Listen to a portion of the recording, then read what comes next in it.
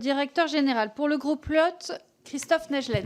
Merci Madame la Présidente pour vous laisser un maximum de temps pour répondre. 4 questions très rapides. La réglementation européenne vous oblige, du fait des différentes amendes qui pourraient être données à cette transition vers le tout électrique. Quelles sont les aides financières et ou administratives que cette Europe, justement, pourrait mettre en place pour vous accompagner? Deuxième point, en France et dans les Vosges, notamment, on a beaucoup de sous-traitants de la filière automobile et particulièrement de Stellantis. Quelle est votre vision sur le maintien et le redéveloppement de la réindustrialisation, et notamment avec les sous-traitants en France et dans les territoires? Troisième question, inquiet sur le développement des chargeurs. Quel peut être le rôle des fabricants dans ce développement, notamment en milieu rural et de montagne, tel que peuvent l'être le massif vosgien? Et je reprends le propos de ma collègue Morel tout à l'heure. Et quatrième question, l'impact de l'élection américaine. On a déjà eu la présidence Trump pendant 4 ans. Quel pourrait être l'impact, d'après vous, au vu de cette première expérience, au vu des déclarations sur l'industrie française automobile et sur Stellantis en particulier? Merci beaucoup. Monsieur le directeur général.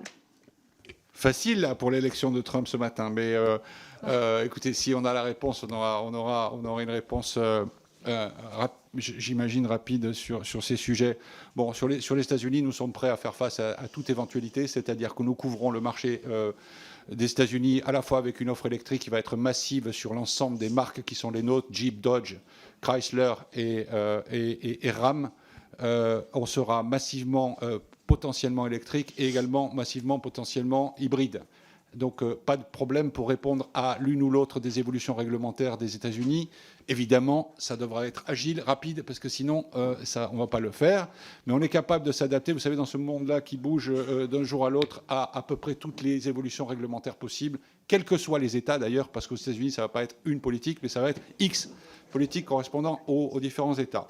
On est d'ailleurs leader en matière d'électrification aux États-Unis, faut le noter. Donc on verra bien comment ça va se passer, mais enfin on est adaptable. 2 points importants, le réseau de recharge.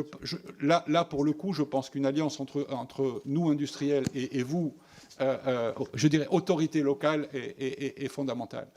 Je pense que dans les zones dans lesquelles vous exercez, il y a très peu de points de recharge. Donc on a deux pistes majeures.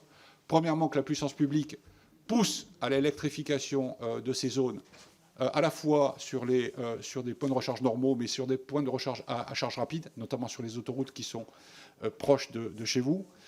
Je milite beaucoup pour qu'on aide les entreprises à se doter de points de recharge sur leur parking, à l'endroit où ils sont. Pourquoi? Parce que quand on vit dans un immeuble, c'est pas facile de se charger quand on est au 3e étage, et c'est plus facile de se charger quand on est au boulot.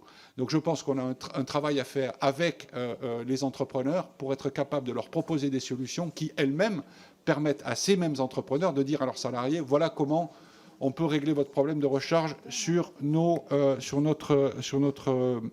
entreprise. Les fournisseurs, j'en ai parlé, on reparlera probablement avant la fin de cette séance.